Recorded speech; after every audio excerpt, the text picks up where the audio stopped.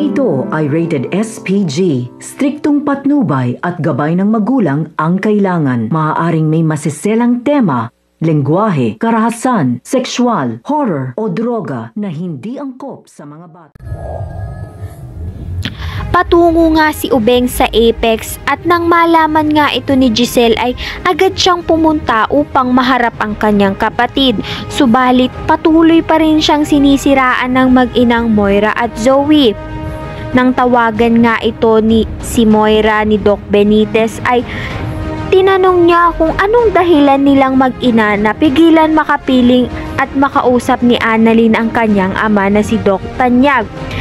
Nagkaroon nga sila ng pagtatalo dahil alam nga ni Doc Benitez ang lahat ng totoo at sikreto ng mag-inang Moira at Zoe. At kapag hindi nga nakapagpigil, ay mapipilitan na nga siya na sabihin kay Annalyn ang katotohanan. Sa kabilang banda naman, nagpang-abot nga itong si Giselle at Zoe at masasampal nga ni Zoe itong si Giselle dahil sa sinabi niyang sana hindi na nga siya ang anak ng kapatid niyang si Doc Tanyag at dapat si Annalyn na nga lamang.